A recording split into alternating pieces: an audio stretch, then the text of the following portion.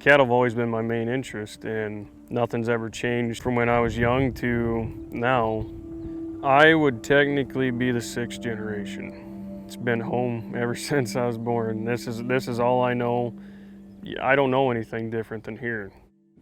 If I remember right, we had 2 days of rain, and the driveway right in front of the house had water flowing over it. The culverts couldn't keep up there.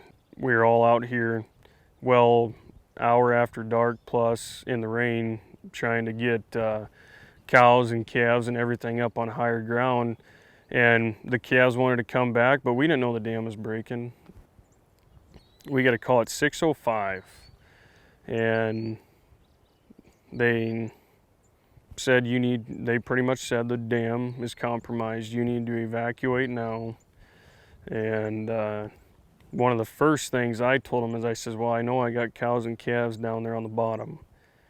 And the only thing they said back, which and by no means was their fault, was, no, you need to evacuate now. There ain't time for that. Around 8:20, 8:30 was when the water hit. And it was just within 30 seconds. I'd say 30 seconds or less. The water was extremely high and moving fast. I mean, you could hear the river roaring, which it did all through the night. It brought ice up on the banks. It brought, along with water, everything in between. And, it was just damn near instant. You were looking from up above, and all you seen was water as far as you could see from both sides. The river has never made it even close to the calving bottom before through any other flood that we've ever went through, and it totally surpassed that and just kept going. I've never seen anything like it, and I don't know of anybody around here who ever has either. I've never seen the ocean or anything, and this was the closest thing I could say I came close to seeing what an ocean might be like. There's just waves that were 10, 15 foot high, just one after another. Whether they were hitting logs or what was causing them, I don't know. If there was a bull laying down here, if it heard the water coming, by the time it stood up, it was water hit it. That's kind of how fast it came. They got hit once and they're done. Even one of them small ice chunks is gonna do the damage, but with all the big ice chunks and everything, they were just at that point kind of at the water's mercy and along for a ride. Wherever they ended up, they ended up. And the next day, there's just cows are bawling, looking for calves. There was one still alive, but kind of in shock enough. I think, if I remember right, we put it in a hot box, and within 2 hours it was dead.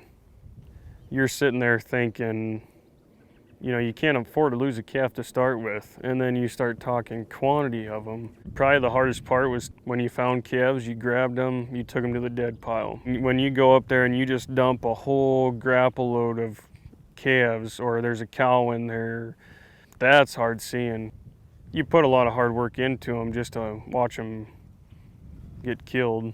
Right now we're at 59 calves from the flood, and then some that survived the flood, but due to the stress or whatever, whether it's pneumonia or sickness, died within a week after, what you lost, along with miles of fence and equipment and, things like the calf huts, and all that's got to be replaced and ready to go throughout the summer here, no matter what. If we want to calve again and do it right, we got to replace everything. I'd say it's a huge setback. It's a definite huge setback. It'll take 2 successful years to just try to make up for what we lost this year, let alone make a living for 3 years. It all adds up more than you think.